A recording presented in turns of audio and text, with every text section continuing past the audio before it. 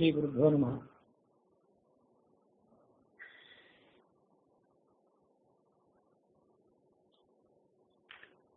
ತತ್ವಸಂಗ್ರಹ ರಾಮಾಯಣದಲ್ಲಿ ವಾಲ್ಮೀಕಿಯ ಚರಿತ್ರೆಯನ್ನು ನಾವು ಗಮನಿಸುತ್ತಿದ್ದೆವು.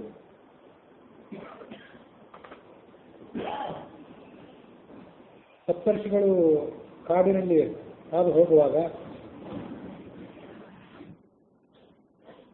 ಅವರಿಗೆ ಬೇಡರ ಗುಂಪಿನ ನಾಯಕರಾದಂಥ ಆ ವ್ಯಕ್ತಿ ಅವರನ್ನು ಸುಲಿಯಲಿಕ್ಕೆ ಪ್ರಯತ್ನಪಟ್ಟ. ನೀನು ಮಾಡುವಂಥ ಪಾಪಗಳಿಗೆ ನಿನ್ನ ಕುಟುಂಬದ ಸದಸ್ಯರು ಭಾಗಿದಾರರಾಗ್ತಾರೋ ಹೇಗೆ ಅನ್ನೋದನ್ನು ಕೇಳಿಕೊಂಡು ಬಾ ಅಂತ ಅವರು ಹೇಳಿದರು. ಮನೆಗೆ ಬಂದು ಪತ್ನಿಯನ್ನ ಪುತ್ರನನ್ನ ಕೇಳಿದ. ಅವರು ನಿನ್ನ ಪಾಪಕ್ಕೆ ನೀನೊಬ್ಬನೇ ಭಾಗಿದಾರನಾಗಬೇಕೆ ಹೊರತು ನಾವು ಭಾಗಿದಾರರಾಗಲಾರೆವು ಅಂತ ನಿರಾಕರಣೆ ಮಾಡಿದರು. ಆತ ಕಳವಳಗೊಂಡು ಆ ಸಪ್ತರ್ಷಿಗಳನ್ನು ಭೇಟಿಯಾಗಬೇಕು ಅಂತ ಮತ್ತೊಮ್ಮೆ ಕಾಡಿಗೆ ಬಂದ ಅನ್ನುವಲ್ಲಿಗೆ ಆ ವಾಲ್ಮೀಕಿ ಚರಿತ್ರೆಯ 23ನೇ ಸರ್ಗ ಮುಗಿದಿತ್ತು. 24ನೇ ಸರ್ಗದಲ್ಲಿ ಆ ಸಪ್ತರ್ಷಿಗಳು ಮುಂದೆ ಏನು ಮಾಡಿದರು ಅನ್ನೋದನ್ನು ಈಶ್ವರ ಪಾರ್ವತಿಗೆ ಹೇಳಲಿಕ್ಕೆ ಪ್ರಾರಂಭ ಮಾಡಿದ ಕಥೆ ಇದೆ. ಪ್ರತ್ಯೇಕವಾಗಿ ಆ ಋಷಿಗಳು ಶ್ರೀರಾಮಚಂದ್ರನನ್ನು ಸ್ತೋತ್ರ ಮಾಡಿ ಪ್ರಾರಂಭ ಮಾಡಿದರು. ಕಶ್ಯಪರು ಮೊದಲು ಸ್ತೋತ್ರ ಮಾಡಿದ್ದು ಹೀಗೆ. ಮನಸ್ಸಿಗೆ ಅವರು ಈ ರೀತಿಯಾಗಿ ಹೇಳ್ಕೊಂಡ್ರು. ಚಂಚಲವಾದ ಮನಸ್ಸೇ, ನೀನು ವಿಷಯ ಸುಖಗಳನ್ನು ಅನುಭವಿಸುವುದಕ್ಕಾಗಿ ಸರ್ವದಾ ಪ್ರವೃತ್ತನಾಗಿರ್ತಿ. ಆ ವಿಷಯ ಸುಖಗಳ ಸ್ವರೂಪ ಮತ್ತು ಅವುಗಳ ಇತಿಮಿತಿಯನ್ನ ಸರಿಯಾಗಿ ಆಲೋಚನೆ ಮಾಡು. ಅವುಗಳಲ್ಲಿ ಸುಖ ಇರುವಂತೆ ಕಾಣಿಸ್ತದೆ, ಸುಖದ ಲೇಷ ಇರುವಂತೆ ಕಾಣಿಸ್ತದೆ. ಆದರೆ ನಿಜವಾದಂಥ ಶಾಶ್ವತವಾದಂಥ ಸುಖ ಅಲ್ಲಿ ಇರೋದಿಲ್ಲ. ಅದನ್ನು ಅನುಭವಿಸಲಿಕ್ಕೆ ಪ್ರವರ್ತನಾದರೆ ಸ್ವಲ್ಪ ಸುಖವನ್ನು ಅನುಭವಿಸಿ ಅಪಾರವಾದಂಥ ದುಃಖವನ್ನೇ ಅನುಭವಿಸಬೇಕಾಗ್ತದೆ. ಶಾರೀರಿಕವಾಗಿ ಮಾನಸಿಕವಾಗಿ ಮನುಷ್ಯ ಆಯಾಸ ಪಡಬೇಕಾಗ್ತದೆ.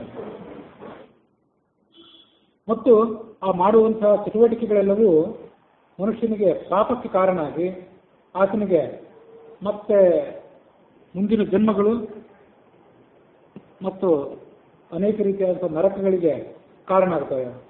ಆದ್ದರಿಂದ ವಿಷಯ ಸುಖಗಳನ್ನು ಅನುಭವಿಸುವಂಥ ಆ ಪ್ರವೃತ್ತಿಯನ್ನು ಬಿಟ್ಟು, ಆ ಚಟವನ್ನು ಬಿಟ್ಟು ಶ್ರೀರಾಮಚಂದ್ರನ ಪಾದ ಕಮಲಗಳಲ್ಲಿ ಭಕ್ತಿಯನ್ನು ಮಾಡುವ.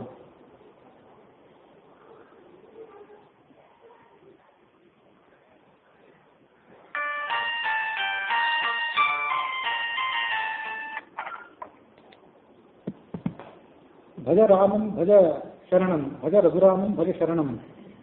ಶರಣಾಗತಿ ರಕ್ಷಕನಾದಂಥ ಶ್ರೀರಾಮಚಂದ್ರನನ್ನು ಶರಣ ಹೊಂದು ಅಂತ ಕಶ್ಯಪರು ಸ್ತೋತ್ರ ಮಾಡಿದರು. ಮುಂದೆ ಅತ್ರಿ ಮಹರ್ಷಿಗಳು ಈ ಮುಂದಿನಂತೆ ಸ್ತೋತ್ರ ಮಾಡಿದರು.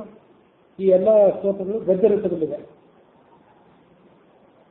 ತಾನು ಮಾಡಿದಂತಹ ಅನೇಕ ಪಾಪಗಳಿಗೆ ಅಧೀನವಾಗಿ ಈ ಜಗತ್ತಿನಲ್ಲಿ ನಾನಾ ರೀತಿಯಾದಂಥ ಪಶು ಪಕ್ಷಿ ಮನುಷ್ಯ ಮೊದಲಾದಂಥ ಯೋನಿಗಳಲ್ಲಿ ಜನ್ಮವನ್ನು ತಾಳಿ ಮತ್ತೆ ಮರಣವನ್ನು ಹೊಂದಿ ಮತ್ತೊಮ್ಮೆ ಜನ್ಮವನ್ನು ತಾಳಿ ಕೊನೆಗೊಮ್ಮೆ ಮನುಷ್ಯ ಜನ್ಮ ಬಂದಿದ್ರು ಎಲ್ಲ ರೀತಿಯಾದಂಥ ಸಾಧನ ಮಾಡಿಕೊಳ್ಳಿಕ್ಕೆ ಅನುಕೂಲಕರವಾದಂಥ ಪರಿಸರ ದೊರೆತಿದ್ರೂ ಕೂಡ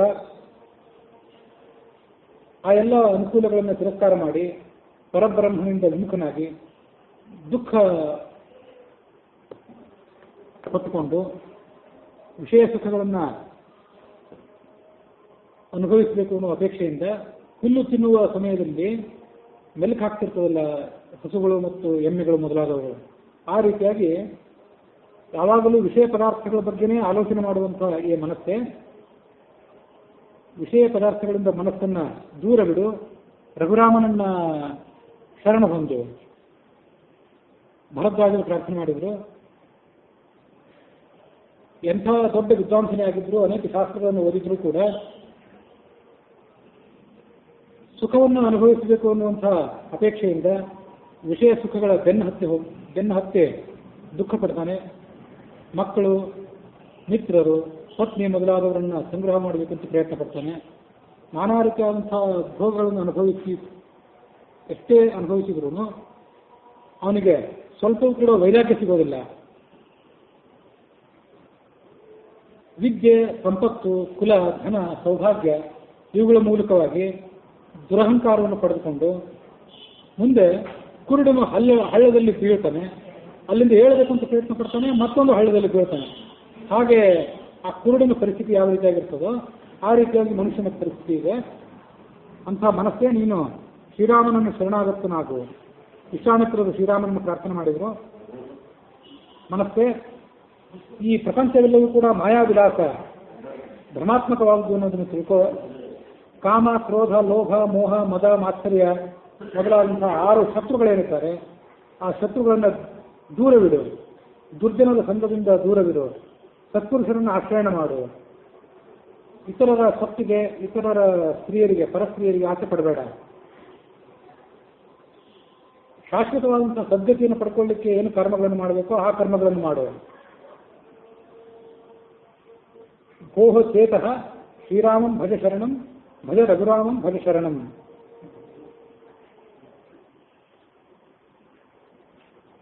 ಗೌತಮರು ಪ್ರಾರ್ಥನೆ ಮಾಡಿದ್ರು.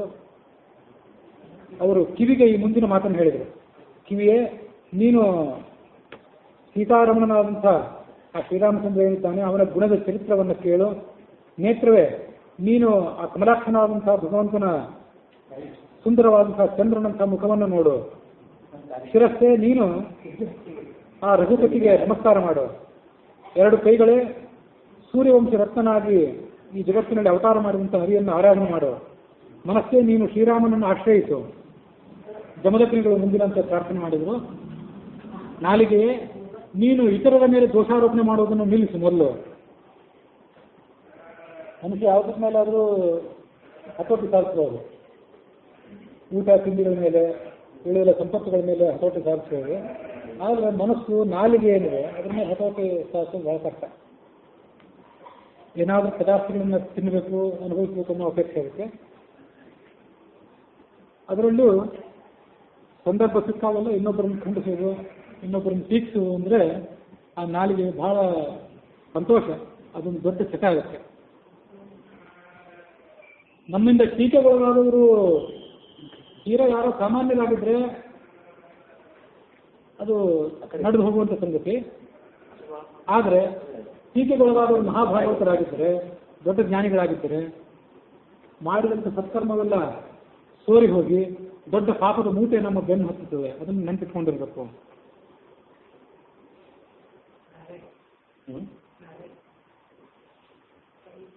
ನಾಲಿಗೆಯೇ ಇತರ ದೋಷಾರೋಪಣೆಯನ್ನು ಮಾಡುವುದನ್ನು ನಿಲ್ಲಿಸು, ಸುಳ್ಳು ಹೇಳುವುದನ್ನು ನಿಲ್ಲಿಸು.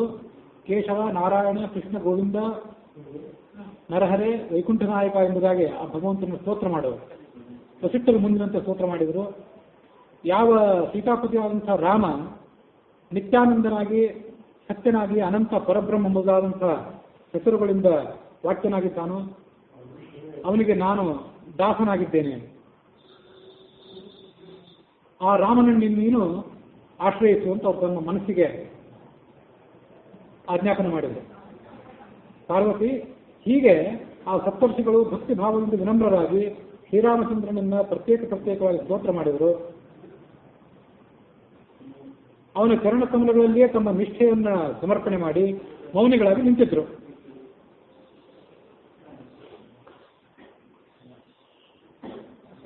ಆಗ ಆ ಶ್ರೀರಾಮಚಂದ್ರ ಮುನಿಗಳ ಸ್ತೋತ್ರಕ್ಕೆ ಪ್ರಸನ್ನನಾಗಿ ಸೀತೆ ಮತ್ತು ಲಕ್ಷ್ಮಣರ ಸಮೇತನಾಗಿ ಅವರಿಗೆ ಕಾಣಿಸಿಕೊಂಡ. ತಮ್ಮ ಮುಂದೆ ಪ್ರತ್ಯಕ್ಷನಾಗಿ ನಿಂತಿರುವಂತಹ ಶ್ರೀರಾಮಚಂದ್ರನನ್ನು ನೋಡಿ ಆ ಸಪ್ತರ್ಷಿಗಳ ಆತಂಕ, ಕಳವಳ ಎಲ್ಲ ಪರಿಹಾರ ಆಯಿತು. ಮನಸ್ಸಿಗೆ ಅವರಿಗೆ ಸ್ವಾಸ್ಥ್ಯ ದೊರೆಯಿತು. ಶ್ರೀರಾಮನ ಸಂದರ್ಶನದಿಂದ ಅವರು ತಮ್ಮ ಮೋಹವನ್ನು ನೀಗಿಕೊಂಡು ಮನಸ್ಸನ್ನು ಆತನಲ್ಲಿ ಕೇಂದ್ರೀಕರಿಸಿಕೊಂಡು ತಮ್ಮ 2 ಕಣ್ಣುಗಳಿಂದ ಅವನನ್ನೇ ನೋಡ್ಲಿಕ್ಕೆ ಪ್ರಾರಂಭ ಮಾಡಿದರು.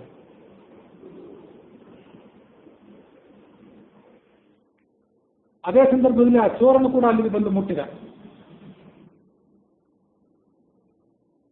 ಆ ಸಪ್ತರ್ಷಿಗಳ ಸಮೀಪಕ್ಕೆ ಬಂದು ನಿಂತು ಹಿಂದಿನಂತೆ ಅವರನ್ನು ಕಡಿದು ತುಂಡರಿಸಿ ಅವರನ್ನೆಲ್ಲ ದೋಷಬೇಕು ಅನ್ನುವಂಥ ಏನು ಆಲೋಚನೆ ಇತ್ತು, ಆ ಆಲೋಚನೆಯನ್ನು ಬಿಟ್ಟುಕೊಟ್ಟು ಅವರಿಗೆ ಕೈ ಮುಗಿದು ಮುಂದಿನಂತೆ ಮಾತನ್ನು ಹೇಳಿದೆ. ಮಹರ್ಷಿಗಳೇ, ನಾನು ಇಲ್ಲಿಂದ ನೀವು ಹೇಳಿದಂತೆ ನನ್ನ ಊರಿಗೆ ಹೋದೆ, ಹೆಂಡತಿ ಮಕ್ಕಳು, ಅಳಿಯ, ಸೋದರಳಿಯ, ಮಗಳು, ಸಹೋದರಿ ಎಲ್ಲರನ್ನೂ ಕೇಳಿದೆ. ಎಲ್ಲರದ್ದು ಆ ವಿಷಯದಲ್ಲಿ ಐಕಮತ್ಯ, ನಿಮ್ಮ ಪಾಪಗಳಿಗೆ ನಾವು ಭಾಗಿದಾರರಾಗೋದಿಲ್ಲ ಅಂತೇಳಿ. ಅವರು ಹೇಳಿದಂಥ ಈ ಮಾತನ್ನು ಕೇಳಿ ನಾನು ಬಹಳ ಭಯಗೊಂಡಿದ್ದೇನೆ. ಇಲ್ಲಿ ತನಕ ನಾನು ಮಾಡಿದಂಥ ಕಾರ್ಯವೆಲ್ಲವೂ ಕೂಡ ವ್ಯರ್ಥವಾಗಿದೆ ಮತ್ತು ಪಾಪದಾಯಕವಾಗಿದೆ ಅನ್ನೋದನ್ನು ಮನಗಂಡಿದ್ದೇನೆ. ಆದ್ದರಿಂದ ಕೂಡಲೇ ನಾನು ಊರಿನಿಂದ ಹೊರಟು ನಿಮ್ಮ ಬಳಿ ಸಾರಿದ್ದೇನೆ. ನನ್ನ ಮನಸ್ಸಲ್ಲಿರುವಂಥ ದುಷ್ಟ ಭಾವ ಎಲ್ಲ ತೊಳೆದು ಹೋಗಿದೆ. ರಾಗದ್ವೇಷಗಳನ್ನು ನಾನೀಗ ಬಿಟ್ಟುಕೊಟ್ಟಿದ್ದೇನೆ. ಅದಕ್ಕೆಲ್ಲ ತಮ್ಮಂಥವರ ಸಾನ್ನಿಧ್ಯವೇ ಮುಖ್ಯವಾದಂಥ ಕಾರಣ. ಏಕೆಂದರೆ ಮೇಘಾರಸ ಪ್ರಭಾವೇನ ಸ್ಯಾದಯ ಕಾಂಚನಂ ಯಥಾ.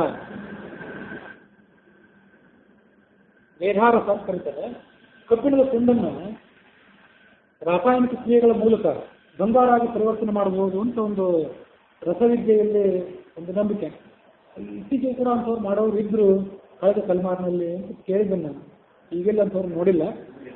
ಅಂತೂ ಕಬ್ಬಿಣ ಆ ರಸದ ಪ್ರಭಾವದಿಂದ, ಸ್ಪರ್ಶ ಮಣಿ ಅಂತ ಕರೀತಾರೆ ಅದಕ್ಕೆ, ಸ್ಪರ್ಶದ ರಸದ ಪ್ರಭಾವದಿಂದ ಹೇಗೆ ಬಂಗಾರ ಆಗ್ತದೋ ಅದರಂತೆ ಸಜ್ಜನದ ಪ್ರಭಾವದಿಂದ ನಾನು ಕೂಡ ಇವತ್ತು ಮನಸ್ಸಿನ ಕಲ್ಮಶಗಳನ್ನು ತೊಳೆದುಕೊಂಡಿದ್ದೇನೆ. ಬಹಳ ಬಿರುಸಾದಂತಹ ಚಂದ್ರಕಾಂತ ಮಣಿ, ಸೂರ್ಯಕಾಂತ ಮಣಿ ಅಂತ ಎರಡು. ಸೂರ್ಯಕಾಂತ ಮಣಿ ಸೂರ್ಯನ ಕಿರಣಗಳನ್ನು ಪಡೆದುಕೊಂಡು ದ್ರವಿಸ್ತದೆ. ಹಾಗೆ ಚಂದ್ರಕಾಂತ ಮಣಿಯು ಕೂಡ ಚಂದ್ರನ ಕಿರಣಗಳ ಸ್ಪರ್ಶ ಪಡೆದುಕೊಂಡು ಕರಗಿ ನೀರಾಗಿ ಹರಿತದೆ ಅಂತ ಕಾವ್ಯಗಳಲ್ಲಿ ವರ್ಣನೆ ಮಾಡ್ತಾರೆ. ಹಾಗೆ ಬಿರುಸಾದಂತಹ ಚಂದ್ರಕಾಂತ ಮಣಿ ಚಂದ್ರನ ಕಿರಣಗಳ ಸಂಪರ್ಕದಿಂದ ಹೇಗೆ ಕರಗುತ್ತದೋ ಹಾಗೆ ನನ್ನಂತಹ ಕೂರ್ಣ ಕೂಡ ನಿಮ್ಮ ಸಂಪರ್ಕದಿಂದ ಮೃದುವಾಗಿದ್ದೇನೆ.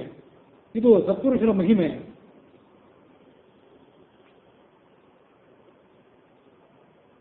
ಲೋಕದಲ್ಲಿ ಸತ್ಪುರುಷರ ಸಹವಾಸದಿಂದ ದೊರೆಯಲಾರದೇನಿದೆ. ಎಲ್ಲ ರೀತಿಯಾದಂಥ ಸಂಪತ್ತು, ಐಹಿಕವಾದ ಸುಖ, ಪಾರತ್ರಿಕವಾದಂಥ ಸುಖ, ಇದೆಲ್ಲವೂ ಕೂಡ ಆ ಸತ್ಪುರುಷರ ಸಂಘದಿಂದ ದೊರೆಯೋದಿದೆ. ಸಂಸಾರ ಸಾಗರವನ್ನು ದಾಟಬೇಕು ಅಂತ ಇಚ್ಛೆ ಮಾಡುವವನು ಈ ಪುಣ್ಯವನ್ನು ಅಪೇಕ್ಷಿಸಬೇಕು. ಆ ಪುಣ್ಯವನ್ನು ಪಡ್ಕೊಳ್ಳೋದಕ್ಕಾಗಿ ಸಜ್ಜನರ ಸಹವಾಸ ಮಾಡಬೇಕು. ಆದ್ದರಿಂದ ಮನುಷ್ಯೇಷ್ಠರೇ, ನಾನು ಮಾಡಿದಂಥ ಎಲ್ಲ ಪಾಪಗಳಿಗೆ ಪರಿಹಾರವನ್ನು ನನಗೆ ತಿಳಿಸಿ ನನ್ನ ರಕ್ಷಣೆ ಮಾಡಿ. ಆದ್ದರಿಂದ ನಿಮ್ಮನ್ನು ನಾನು ಶರಣಾಗತನಾಗಿದ್ದೇನೆ. ಆ ಸಪ್ತರ್ಷಿಗಳಿಗೆ ಆತ ಪ್ರದಕ್ಷಿಣೆ ನಮಸ್ಕಾರಗಳನ್ನು ಹಾಕಿದ. ಅಲ್ಲಿದ್ದಂಥ ವಸಿಷ್ಠನಿಗೆ ಈ ಮಾತನ್ನು ಹೇಳಿದ.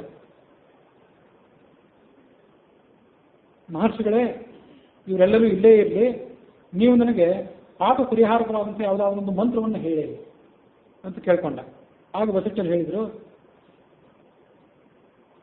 ನೀನು ಬೇಡದವನಾಗಿದ್ದಿ, ಅದರಲ್ಲೂ ಕಳ್ಳ ಬೇರೆ ಆಗಿದ್ದಿ. ಹಾಗಾಗಿ ನೀನು ಮಂತ್ರಗಳನ್ನು ಉಚ್ಚಾರ ಮಾಡುವಂಥ ಅಧಿಕಾರವನ್ನು ಕಳೆದುಕೊಂಡಿದ್ದಿ, ಪತಿತನಾಗಿದ್ದಿ. ನೀನು ವಿನೀತನಾಗಿರಬೇಕು, ಪರಿಶುದ್ಧನಾಗಿರಬೇಕು, ಶುದ್ಧಾವಂತನಾಗಿರಬೇಕು, ಆಸ್ತಿಕನಾಗಿರಬೇಕು, ಸ್ಥಿರವಾದಂಥ ಮನಸ್ಸುಳ್ಳವನಾಗಿರಬೇಕು, ಧಾರ್ಮಿಕನಾಗಿರಬೇಕು. ಅವನು ಉಪದೇಶಕ್ಕೆ ಯೋಗ್ಯ. ನೀನೀಗ ಉಪದೇಶದ ಅರ್ಹತೆಯನ್ನು ಕಳೆದುಕೊಂಡಿದ್ದೀವಿ. ಗೋ ಮಾಂಸಂ ಕ್ವಚ ಸಾ ಭಕ್ತಿ, ಮಾಂಸಾಹಾರವನ್ನು ಇಟ್ಟಂತ ಚಿಂತ ಇದ್ರಿ. ಮಾಂಸಾಹಾರಕ್ಕೂ ಭಕ್ತಿಗೂ ತಾಳ್ಮೇಳ ಆಗೋದು ಹೇಗೆ? ಗೋ ಮದ್ಯಂ ಕ್ವಚ ಅಚ್ಯುತಾರ್ಥನಂ, ನಿತ್ಯ ಮದ್ಯಪಾನ ಮಾಡ್ತಿದ್ವಿ. ಆ ಮದ್ಯಪಾನಕ್ಕೂ ಭಗವಂತನ ಪಾದ ಸೇವೆಗೂ ಹೊಂದಾಣಿಕೆ ಹೇಗೆ?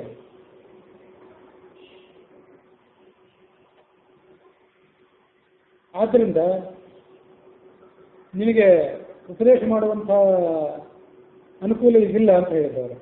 ಆಗ ವ್ಯಾಸ ಹೇಳಿದ, ಜ್ಞಾನಿಗಳೇ, ನಾನಂತೂ ನಿಮ್ಮ ಶಿಷ್ಯನಾಗಿಬಿಟ್ಟಿದ್ದೇನೆ.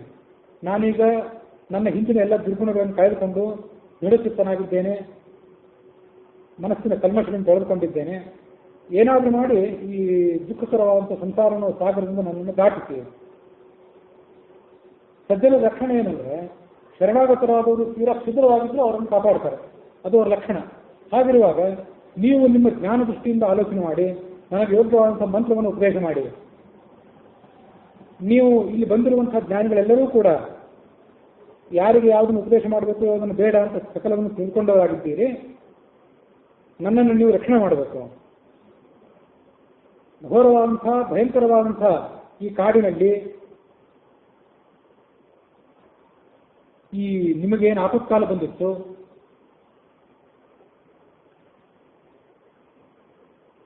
ಆ ಆಪತ್ಕಾಲ ನನ್ನ ಕಾರಣದಿಂದಾಗಿ ಪರಿಹಾರ ಆಗಬೇಕು.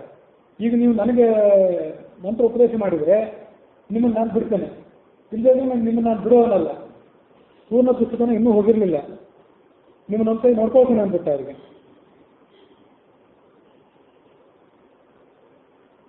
ನಿಮಗೆ ಆಪತ್ಕಾಲ ಬಂದಿದೆ, ನಿಮ್ಮ ಆಯುಷ್ಯ ನನ್ನ ಕೈಯಲ್ಲಿದೆ. ಈಗ ಈ ಅರಣ್ಯದಲ್ಲಿ ನನ್ನನ್ನು ಬಿಟ್ಟು ನಿಮ್ಮನ್ನು ರಕ್ಷಣೆ ಮಾಡುವವರು ಬೇರೆ ಯಾರೂ ಇಲ್ಲ. ಹೀಗೆ ಹೇಳಿ ದೊಣ್ಣೆಯಿಂದ ಅವರನ್ನು ಪ್ರಹಾರ ಮಾಡಲಿಕ್ಕೆ ಪ್ರಾರಂಭ ಮಾಡಿದ ಆ ಸಪ್ತರ್ಷಿಗಳಿಗೆ.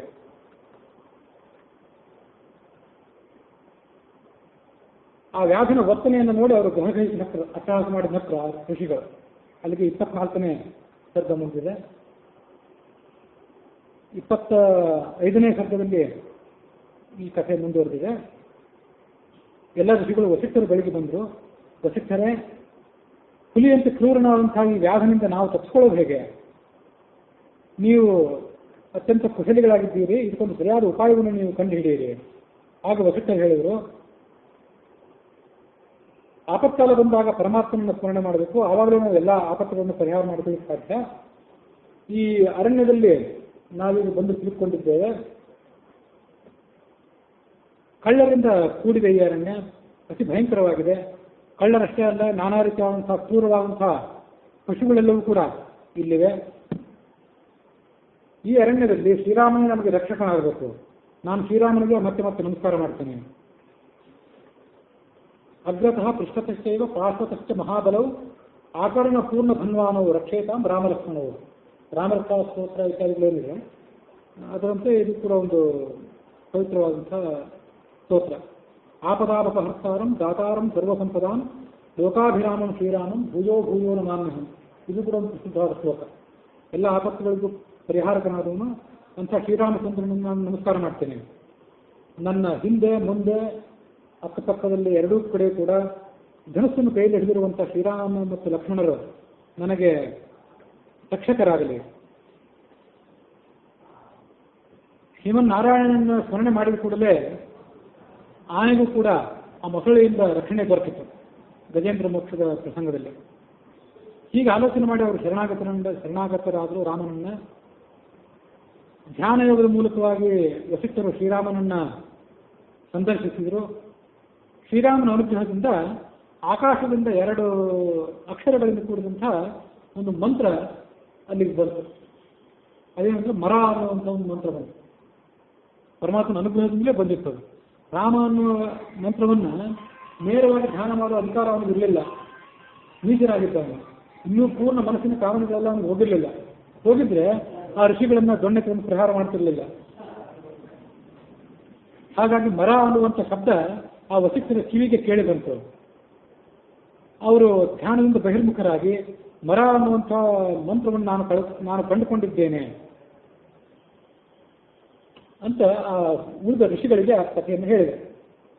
ಆಗ ಋಷಿಗಳು ಹೇಳಿದರು, ತಮಗೆ ಎಲ್ಲ ಗೊತ್ತಿದೆ, ಬುದ್ಧಿವಂತರಿಂದ ತಾವು ಶ್ರೇಷ್ಠರಾದವರು, ನೀವು ಹೇಳುವಂಥ ಮಾತನ್ನು ನಾವು ಕೇಳ್ತೇವೆ.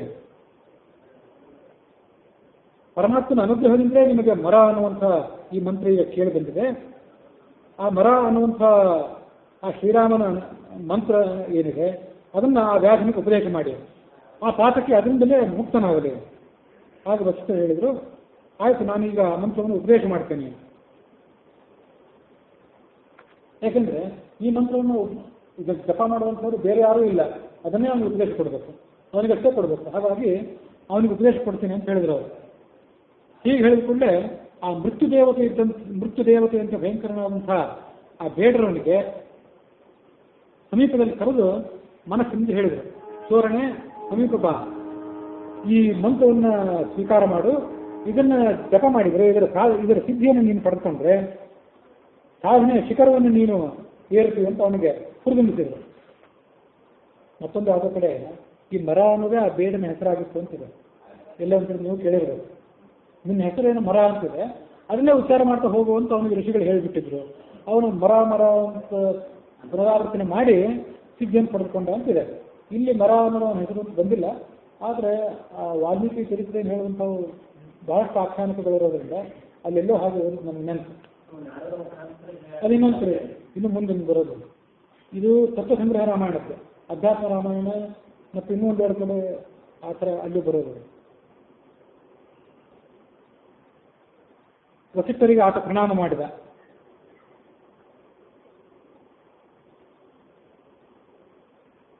ಪ್ರಣಾಮ ಮಾಡಿ ಸೂರ್ಯ ಮತ್ತು ಚಂದ್ರನ ಕಿರಣಗಳು ಯಾರ ಮೇಲೂ ಪಕ್ಷಪಾತವಿಲ್ಲದೆ ಎಲ್ಲರನ್ನೂ ಪವಿತ್ರಗೊಳಿಸ್ತಾವಲ್ಲ, ಹಾಗೆ ತಾವು ಸಜ್ಜನರು ನನ್ನನ್ನು ಪವಿತ್ರಗೊಳಿಸಿದ್ದೀರಿ. ನೀವು ಮಹಾಬ್ರಹ್ಮಜ್ಞಾನಿಗಳು, ಗೋಮಾಂಸ ಭಕ್ಷಕನಾದಂಥ ಕ್ರೂರನಾದಂಥ ಮನುಷ್ಯ ನಾನು. ಆದರೂ ನಾನು ಶರಣಾಗತನಾಗಿದ್ದೇನೆ ಅನ್ನೋ ಕಾರಣಕ್ಕಾಗಿ ನನ್ನ ಸಂಸಾರದ ದುಃಖವನ್ನು ಪರಿಹಾರ ಮಾಡೋದಕ್ಕಾಗಿ ನೀವು ನನಗೆ ಮಂತ್ರವನ್ನು ಉಪದೇಶ ಮಾಡಿದ್ದೀರಿ. ನಾನು ನಿಮ್ಗೇನು ತಂದುಕೊಳ್ಳಿ, ಏನು ಉಪಕಾರ ಮಾಡಲಿ?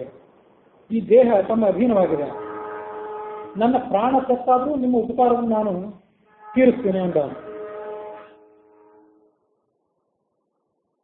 ಗುರುಗಳಿಗೆ ನಿಮ್ಮ ಪಾದಕ್ಕೆ ನಮಸ್ಕಾರ ಮಾಡುವುದರ ಮೂಲಕ ಹುಟ್ಟಿದಾರಭ್ಯ ನಾನು ಏನೇನು ಪಾಪಗಳನ್ನು ಸಂಗ್ರಹ ಮಾಡಿದ್ದೆ ಅದೆಲ್ಲವನ್ನು ತೊಳೆದುಕೊಂಡಿದ್ದೇನೆ. ಗುರುಗಳ ಚರಣ ಕಮಲವನ್ನು ದಿನದಿನವೂ ಯಾರು ಸ್ಮರಣೆ ಮಾಡ್ತಾರೋ ಅವನ ಸಮಸ್ತ ಆಪತ್ತುಗಳೆಲ್ಲ ಪರಿಹಾರ ಆಗಿ ಸಮಸ್ತ ಸಂಪತ್ತುಗಳು ಅವನಲ್ಲಿಗೆ ಹರಿದು ಬರ್ತವೆ ಅಂತ ಶಾಸ್ತ್ರ ಹೇಳ್ತದೆ. ಗುರುವೇ ಪರಬ್ರಹ್ಮ, ಗುರುವೇ ಆತ್ಮದೇವತೆ, ಗುರುವೇ ಧನ, ಗುರುವೇ ತತ್ವ. ಆದ್ದರಿಂದ ಸರ್ವ ಪ್ರಯತ್ನದಿಂದಲೂ ಗುರುಗಳು ಪೂಜೆ ಮಾಡಬೇಕು. ನೀವು ನನ್ನ ಗುರುಗಳಾಗಿದ್ದೀರಿ, ನಿಮಗೆ ನಾನು ಯಾವ ರೀತಿ ಪೂಜೆ ಮಾಡಬೇಕು?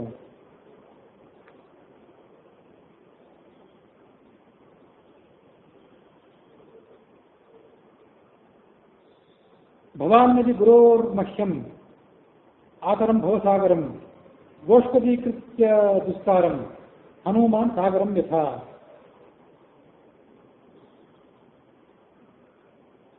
ಹೀಗೆ ಆ ಚೋರ ಹೇಳಿದ್ದನ್ನೆಲ್ಲ ಕೇಳ್ಕೊಂಡ್ಮೇಲೆ ವಸಿಷ್ಠರು ಮುಂದಿನಂತೆ ಆಲೋಚನೆ ಮಾಡಿದರು. ನಿಜವಾಗಿಯೂ ಈತ ವಿರಕ್ತನಾಗಿದ್ದಾನೋ ಅಥವಾ ಇದು ತೋರಿಕೆಯ ತಾತ್ಕಾಲಿಕವಾದಂಥ ವಿರಕ್ತಿಯೋ ಅಂತ ಅವರಿಗೆ ಅನಿಸ್ತು. ಮತ್ತೊಮ್ಮೆ ಅವರು ಆಲೋಚನೆ ಮಾಡಿದರು. ಸಂಸಾರದಲ್ಲಿ ನಿಜವಾಗಿಯೂ ಆಸಕ್ತಿ ಹೊಂದಿಗಳು ಇವನು ಇದ್ದಿದ್ದರೆ ಇಂಥ ವೈರಾಗ್ಯದ ಮಾತುಗಳು ಇವನಿಗೆ ಬರ್ತಿದ್ದಿಲ್ಲ. ವೈರಾಗ್ಯದ ಮಾತುಗಳನ್ನು ಆಡ್ತಿದ್ದಾನೆ ಅಂದರೆ ಈತನಿಗೆ ವೈರಾಗ್ಯ ಬಂದಿರಬೇಕು. ಮಹಾಮುನಿಯಂತೆ ಶಾಸ್ತ್ರೋಕ್ತವಾದಂತಹ ಮಾತುಗಳನ್ನು ಇವನು ಹೇಳ್ತಿದ್ದಾನೆ ಈಗ. ಹಾಗಾಗಿ ಇದರಲ್ಲಿ ಪರಿವರ್ತನೆ ಆಗಿರಬೇಕು ಅನ್ಕೊಂಡ್ರವರು. ಮನುಷ್ಯನ ಹೃದಯ ದುಷ್ಟವೋ ಅಥವಾ ಶಿಷ್ಟವೋ ಅದನ್ನು ಅಳೆಯಲಿಕ್ಕೆ ಏನು ಸಾಧನ ಅಂದರೆ ಆತನ ಬಾಯಿಂದ ಬರೋ ಮಾತುಗಳಿರ್ತವೆ. ಮಾತೇ ಮನಸ್ಸಿನ ಭಾವನೆಗಳಿಗೆ ಕೈಗನ್ನಡಿ. ಹಾಗಾಗಿ ಆತನ ಮಾತನ್ನು ಕೇಳಿದರೆ ಆತನಿಗೆ ನಿಜವಾಗ್ಲೂ ವೈರಾಗ್ಯ ಬಂದಿರಬೇಕು ಅಂತ ಅನಿಸ್ತದೆ. ಹಿಂದೆ ಈತ ಒಬ್ಬ ಬ್ರಹ್ಮಜ್ಞಾನಿಯೇ ಆಗಿದ್ದಿರಬೇಕು. ಯಾವುದೋ ಕಾರಣಗಳಿಂದಾಗಿ ಈತ ವ್ಯಾಧನಾಗಿ ಹುಟ್ಟಿದ್ದಾನೆ, ಅನಾಚಾರ ಮಾಡ್ತಿದ್ದಾನೆ. ಅಂಥದ್ದು ಎಷ್ಟೋ ಉದಾಹರಣೆಗಳನ್ನು ನಾವು ಹಿಂದೆ ಕೇಳಿದ್ದೇವೆ. ಆ ಉದಾಹರಣೆ ಇವನ ವಿಷಯದಲ್ಲಿ ಕೂಡ ಸತ್ಯವಾಗಿದ್ದಿರಬೇಕು. ಆ ದುರ್ಬುದ್ಧಿ, ಅವನ ದುರಾಚಾರ, ಅನಾಚಾರ ಎಲ್ಲ ತಾತ್ಕಾಲಿಕವಾಗಿತ್ತು. ಇವನು ತನ್ನ ಕೆಟ್ಟದ್ದೆಲ್ಲವನ್ನು ಕಳೆದುಕೊಂಡು ಈಗ ಶುದ್ಧನಾಗಿದ್ದಾನೆ. ಹಾಗಾಗಿ ಇವನಿಗೆ ಆ ಮಂತ್ರವನ್ನು ನಾನು ಉಪದೇಶ ಮಾಡ್ತೇನೆ. ಹೀಗೆ ಆಲೋಚನೆ ಮಾಡಿ ವಸಿಷ್ಠರು ಆಕಾಶದಿಂದ ಕೇಳಿ ಬಂದಂತಹ ಮರ ಅನ್ನುವ ಎರಡಕ್ಷರದ ಮಂತ್ರ ಏನಿತ್ತು ಆ ಮಂತ್ರವನ್ನು ಆ ವ್ಯಾಧನಿಗೆ ಉಪದೇಶ ಮಾಡಿದರು ಅನ್ನುವಲ್ಲಿಗೆ ತತ್ವಸಂಗ್ರಹ ರಾಮಾಯಣದ ವಾಲ್ಮೀಕಿ ಚರಿತ್ರೆಯ 25ನೇ ಅಧ್ಯಾಯ ಮುಕ್ತಾಯ ಆಗಿದೆ.